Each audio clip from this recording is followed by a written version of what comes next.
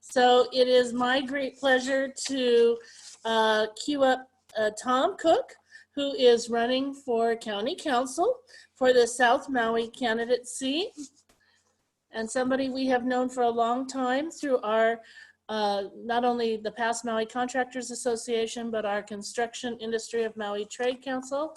Welcome, Tom. Aloha, Pam. Thank you very much for the invitation. I was really looking forward to this interview and this candidate forum. We recently relocated to another home in Kihei, so this is my first Zoom meeting from this house. So it took me a little bit to kind of get up to speed. I'm trying to get the lighting right.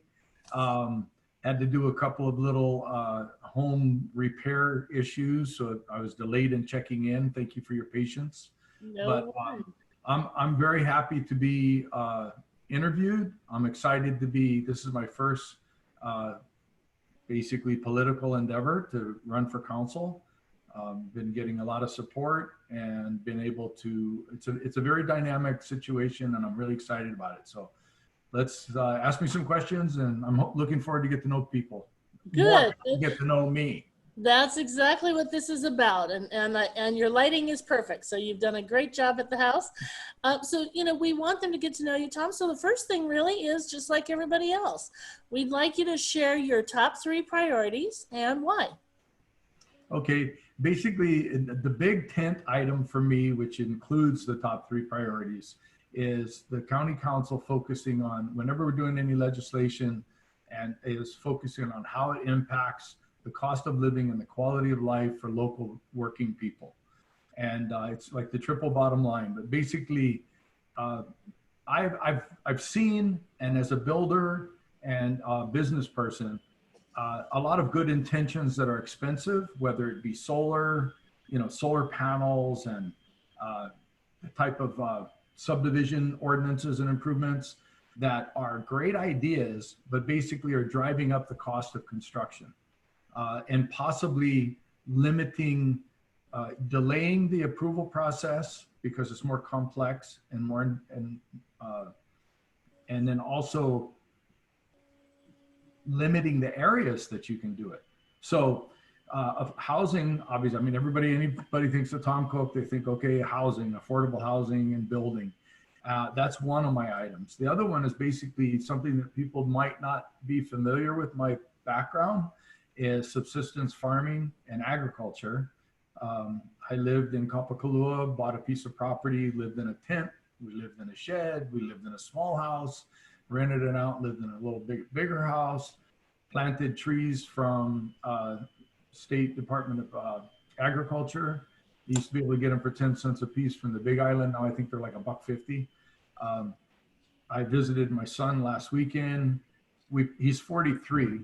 His mother and I planted the trees a year before he was born, and now I can't put my arms around them. And that's my son's property, and he's living on it. And he's doing a super righteous job. I'm really proud of him. So, but we in the beginning, self-sufficiency, when I came to Maui in 1971, met my children's mother and my first wife in Oregon. Came to Maui, it was the Arab oil embargo, self-sufficiency.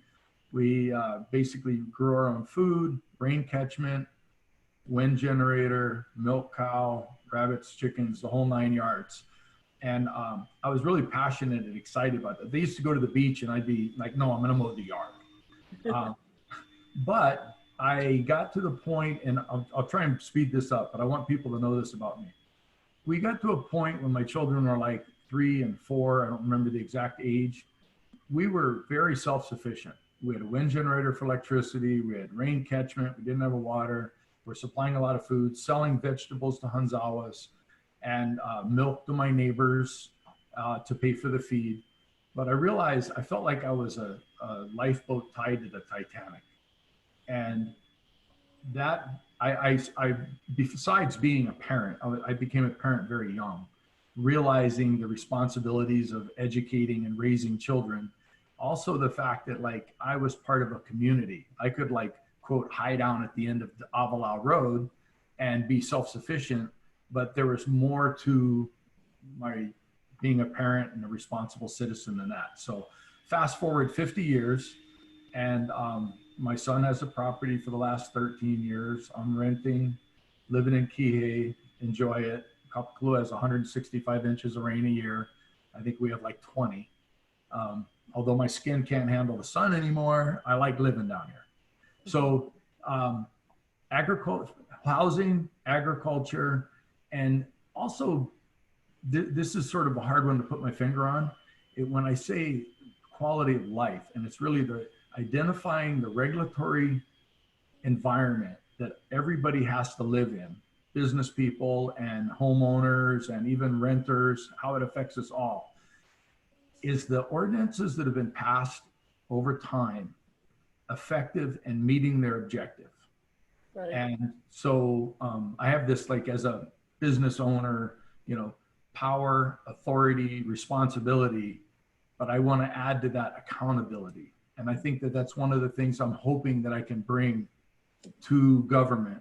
And I am humbled and I have a lot to learn. I'm not the smartest guy in the room.